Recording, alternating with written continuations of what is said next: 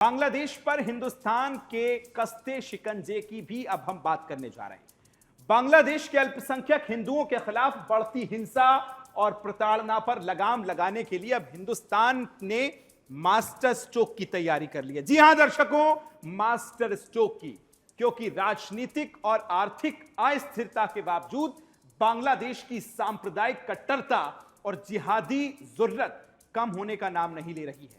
अब ऐसे में हिंदुस्तान की मोदी सरकार ने ऐसा इंतजाम किया है कि अब जिहादियों की कट्टरता हाथ में कटोरा लेकर भीख मांगने पर मजबूर हो जाएगी। ऐसा मैं क्यों कह रहा हूं वो भी आपको बताऊंगा। हिंदुस्तान ने बांग्लादेश की पावर सप्लाई, जिससे बिजली, जिससे आप ये रोशनी देख रहे हैं, इसको रोक देने की दिशा में अब एक कदम बढ़ा दिया है। बांग्लादेश पहले से ही एक तो पावर क्राइसिस से गुजर रहा है। अब ऐसे में यदि देखा जाए तो हिंदुस्तान की पावर कंपनियां जो बांग्लादेश में बिजली का सप्लाई करती हैं, उनके हाथ खींच लिया तो पाकिस्तान पर, और अब उसके बाद बांग्लादेश की जब हम जिक्र कर रहे हैं तो अंधेरे का राज कायम हो जाएगा। बांग्लादेश को 1600 मेगावाट बिजली प्रतिदिन सप्लाई करने वाली अडानी समूह की करीब 9000 करोड़ बांग्लादेश पर अभी भी बकाया बताया जा रहा है। विदेशी मुद्रा अगर भंडारण की कमी से बात की जाए तो जूझ रहा बांग्लादेश इतनी बड़ी रकम देने में फिलहाल असमर्थ है, क्योंकि हाथ में कटोरा लेकर घूमने वाली स्थिति बनती नजर आ रही है। ऐसे में अदानी समूह बांग्लादेश को सप्लाई करने वाली बिजली को रोक सकता है। अगर ऐसा हुआ तो अवश्य में भावी जो दिखता है वो क्या होगा, बांग्लादेश में सिर्फ एक ही चीज नजर आएगी और वो है अंधेरा। रिपोर्ट देखिए। क्या बांग्लादेश जल्द अंधेरे की जद में डूबने वाला है? क्या बांग्लादेश के कपड़ा उद्योग पर जल्द ताले लगने वाले हैं? क्या अडानी अपने बकाये से लेंगे बांग्लादेशी हिंदुओं का बदला? क्या हिंदू कंपनियों के बकाये से बांग्लादेश के सुर में बदलाव आया है? बांग्लादेश में आज महंगाई आसमान छू रही है। बिजली पर आधारित कपड़ा समेत तमाम उद्योगों पर खतरा मंडरा रहा है। महंगाई से निजात पाने के लिए बांग्लादेश की नई सरकार देश में ब्याज दरें बढ़ाने जा रही है।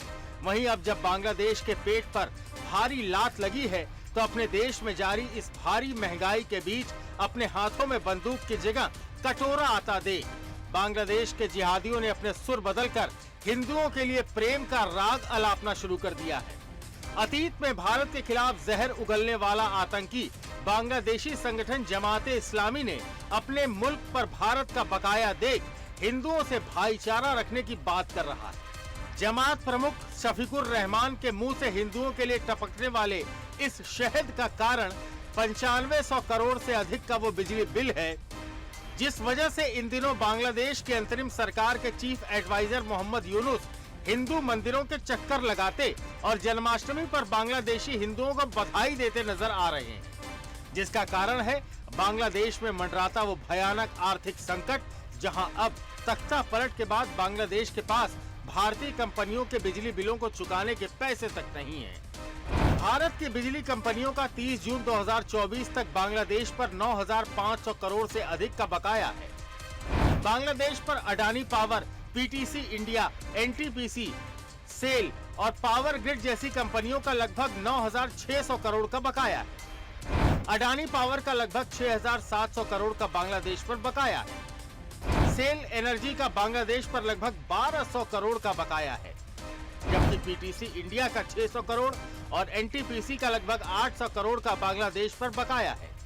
बिजली आपूर्ति का पैसा बकाया होने की समस्या गंभीर होने के पीछे बांग्लादेश का वर्तमान आर्थिक संकट है। वर्तमान आर्थिक संकट से बांग्लादेश के विदेशी मुद्रा के भंडार पर संकट आ रहा है। वर्तमान आर्थिक संकट से बांग्लादेश आईएमएफ की ओर रुख करने को मजबूर है। यानी जब खुद पेट पर बनाई तो बांग्लादेश के कट्टर मौलाना मौलवी देने लगे भाईचारे की दुहाई। ऐसे में ये देखना दिलचस्प होगा कि अडानी पावर समेत तमाम हिंदू कंपनियां बांग्लादेशी हिंदुओं के अत्याचार का बदला लेने के लिए क्या करती हैं, और आखिर भारत बांग्लादेश के इन जिहादियों की पावर कट करने के साथ साथ पूरे बांग्लादेश की बत्ती गुल करने के लिए कितना तैयार है। Bureau report, Sudarshan news.